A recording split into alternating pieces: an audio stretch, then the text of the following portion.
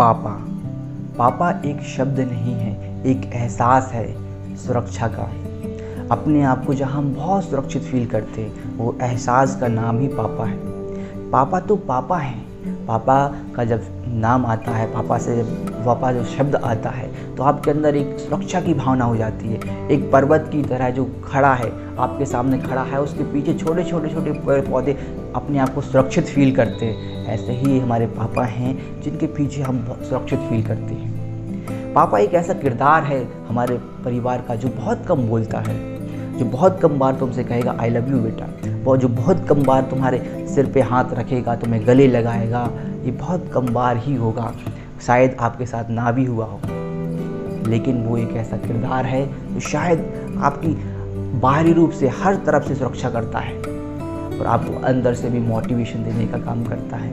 हर पल आपके साथ रहता है। हर पल आप जब भी उसको कॉल करते हो तो पहले एक ही शब्द होगा, बेटा कुछ ज़रूरत तो नहीं है, बेटा पैसे चाहिए क्या, बेटा खाना खाया क्या।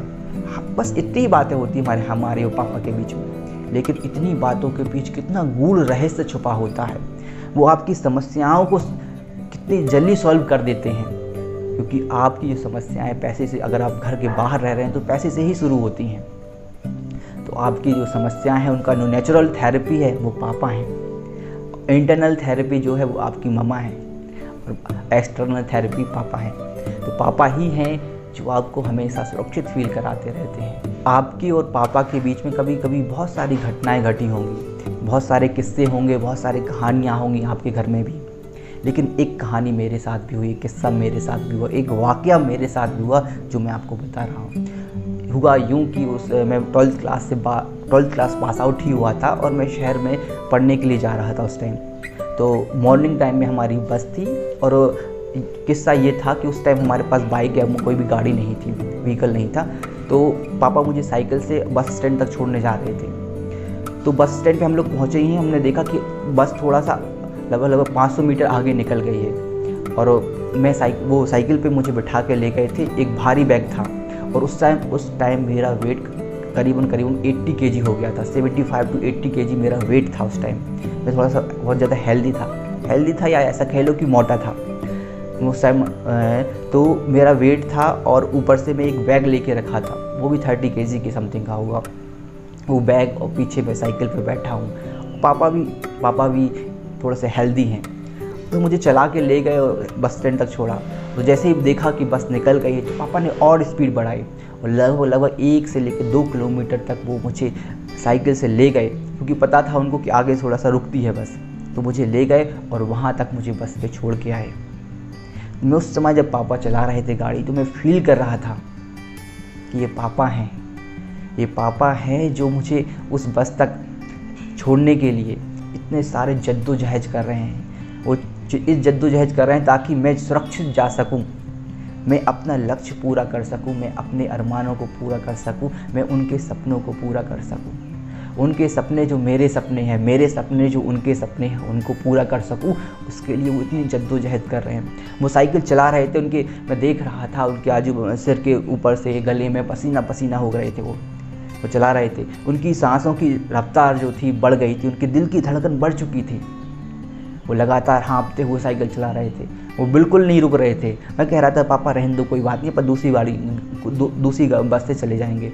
लेकिन वो कह रहे थे नहीं, ये बस सही है, सही समय पे तुम्हें पहुंचा देगी, क्योंकि बाकी बस जो है वो लेट पहुंचाती हैं। वो चलाते गए।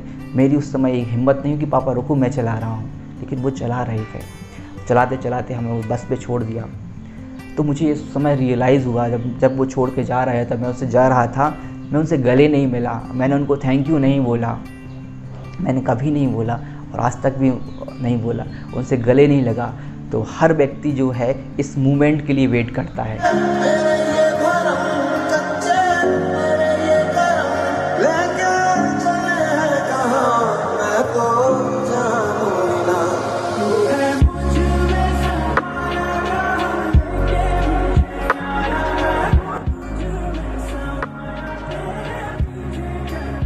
तो जब भी आपको ऐसा फील हो कि आप पापा के गले लगना चाहते हैं तो please don't waste your time. ये मत सोचो कि क्या होगा क्या नहीं होगा, जाओ जाके गले लग जाओ, जाके ये बहुत ज़ोर से पकड़ लो, इतना ज़ोर से पकड़ लो कि उनको लगे कि नहीं किसी ने मुझे टाइट पकड़ा है, उनके गले लग जाओ। क्योंकि आप ये सोच रहे थे कि लगे कि ना लगे गले, वो ऐसे ही उनके अंदर भी ये द्वंद्व था, वो भी डायलेक्ट में थे कि वो गले लगे कि नहीं लगे। तो वो भी हैं और आप भी हो, इसलिए अच्छा है कि आप जाके लग जाओ गले। क्योंकि आप जब उनके साथ गले लगोगे ना तो आपको एक असीम शांति महसूस होगी।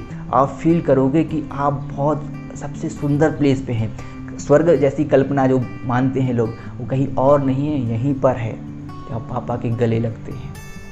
आप फील करोगे कि यू आर मोस्ट, मतलब मैं बोल नहीं पा रहा हूँ कि आप कितने हैप्पी फील करोगे, मैं एक्सप्लेन नहीं कर पा रहा हूँ।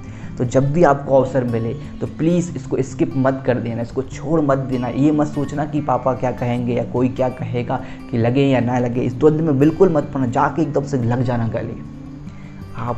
आपका वो ये मोमेंट जो है आप लाइफ लॉन्ग याद करोगे, आप हमेशा याद करोगे कि आपके साथ कुछ ऐसा हुआ था।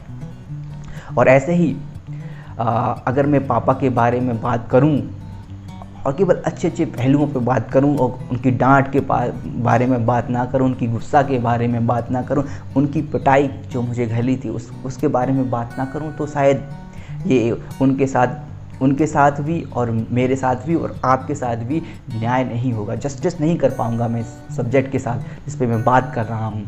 तो अगर उनके ऊपर बात करना है तो मुझे उनकी डांट और उनकी गुस्सा के ऊपर भी बात करना बहुत ज़रूरी है। तो वाक़या यूँ था कि बचपन में मुझे बहुत बुरी बुरी हैबिट्स थी, बहुत बुरी बुरी कहना चाहिए कि हाई लेवल की। जैसे कि सबसे पहली थी चोरी करना। तो चोरी करना, घर में चोरी करना नॉर्मल चीज़ है, थोड़ा सा कर लेते हैं तो थोड़ा बहुत डांट पटक के चल जाता है। लेकिन जब बाजू वालों के घर में आप चोरी करते हैं और बाजू वाले घर के आपके पास आके ताने मारते हैं, तो उस समय क्या हालत होती होगी आपके पेरेंट्स को कैसा फील होता होगा, वो अब मैं महसूस कर सकता हूँ, मैं उस समय महसूस नहीं कर सकता था। अब मुझे फील होता है कि मैंने कितनी बड़ी गलती की थी। लेकिन ठीक है, उससे भी मैं सीखा, उससे भी मैंने अपने आप को बदलाव किए।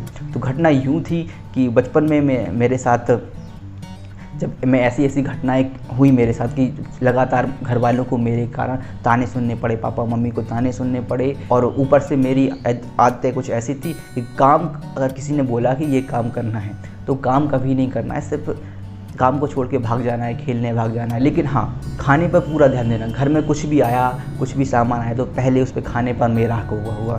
तो इन सब चीज़ों से घर वाले पापा थोड़े इरिटेट हो गए थे।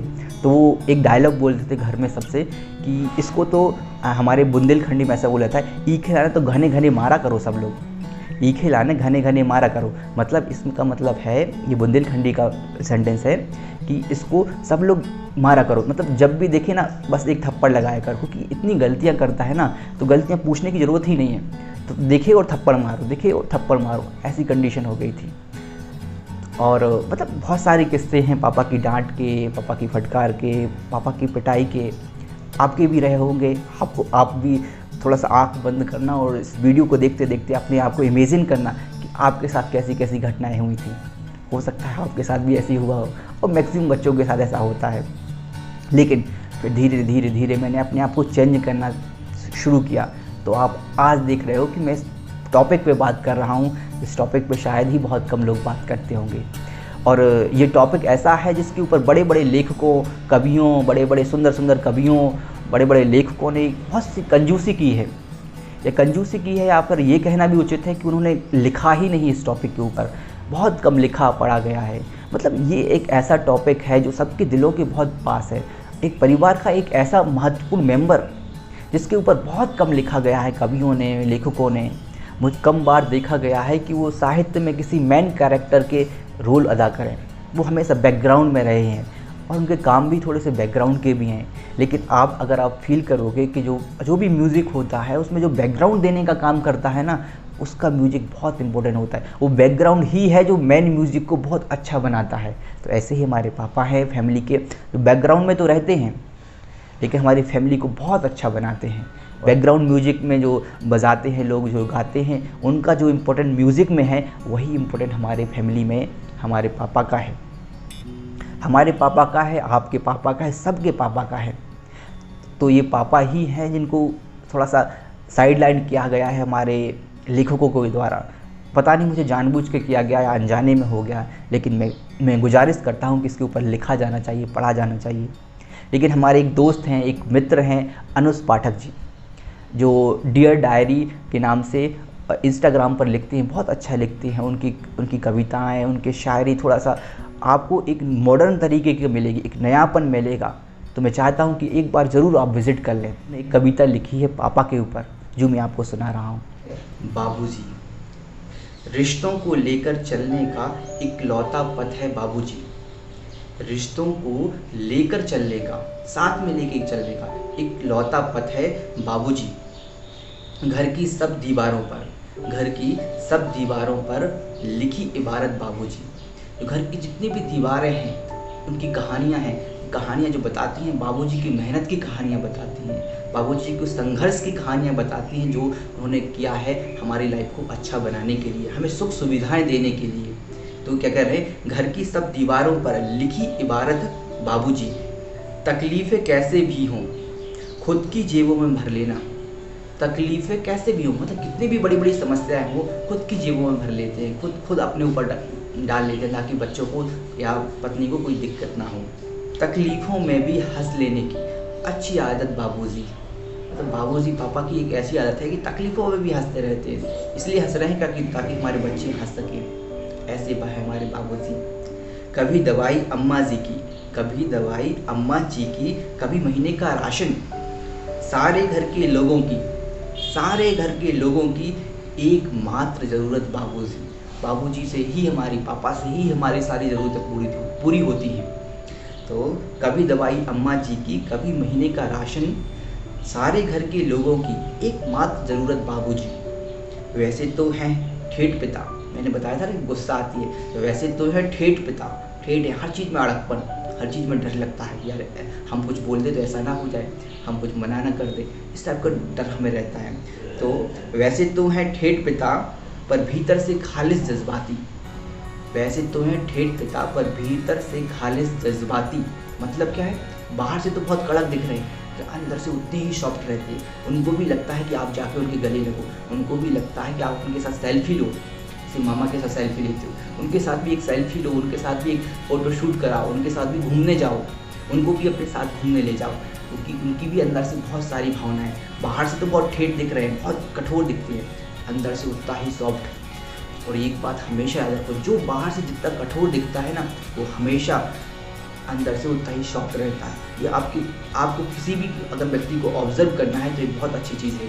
अगर वो जितना कठोर दिख रहा है तो समझ जाइए वो उतना ही सॉफ्ट है अंदर से। तो वैसे तो है ठेठ पिता पर भीतर से खालिस जज्बाती। मेरे मन का सादापन मेरा साहस बाबूजी। मेरे मन का सादापन मेरा साहस बाबूजी। मेरा जो मन है उसका साहस जो है मेरे पापा ही हैं, बाबूजी ही हैं। उजियारा है जिससे घर में वो दीपक है बाबूजी। मतलब वो दीपक जिससे घर में उजियारा है वो कौन है, बाबूजी ही हैं। वो इकोनॉमिक चीज़ जो सपोर्ट है हमें मिल रहा है, हमारे घर का राशन पानी चल रहा है, वो बाबूजी हैं। लेकिन अब मामा भी हो सकती है, ऐसा नहीं है। लेकिन अगर आपके घर में पापा है तो पापा है, मामा है तो मामा है, ठीक है। उजियारा है जिससे घर में वो दीपक है बाबूजी। हम भाई बहन सब दीवारें, हम जो भाई बहन है ना, ये सब दीवारें हैं घर की छत है बाबूजी। मतलब हम दीवारें हैं और घर की छत ना हो तो घर कभी पूरा नहीं होता। ऐसे ही कि हम भाई बहन, घर की जो दीवारें, हम भाई बहन मामा, हम लोग सब दीवारें हैं। छत बाबूजी जो हमें सूर्य के प्रकाश से, उस परेशानियों से, सूर्य के प्रकाश को तीक्ष्ण वेगों से हमें बचाने का काम करती हैं, वो हमारे बाबूजी हैं। छत का काम हमारे बाबूजी कर रहे हैं। उसमें लिखते हैं वो, संयम आदर्शों का केवल आधार है बाबूजी। संयम की बात करें तो, आदर्शों की बात करें तो उसका एक आधार केवल बाबूजी ही हैं, हमारे पापा ही हैं, ठीक है। जीवन के पन्नों पर बेहद मुश्किल किरदार है बाबूजी। और जीवन के हमारे जो पन्ने हैं, हमारी जो लाइफ है, उसका सबसे मुश्किल जो किरदार है वो बाबूजी ही हैं, हमारे पापा ही हैं। तो ऐसे ही किस्से, ऐसे ही बातें जो आपके दिल की बहुत नज़दीक हैं, जो आपकी लाइफ को हमेशा अच्छा बनाती हैं, मैं लाता रहूँगा। इसलिए आप चाहें तो हमारे चैनल सब्सक्राइब कर लीजिए, नोटिफिकेशन को ऑन रखना, ताकि समय समय पे ऐसी ही चीज़ें जो आपकी लाइफ को बहुत अच्छा बनाती हैं, कहीं मिस ना हो जाएं, आपको मिलती रहें। Okay, thank you.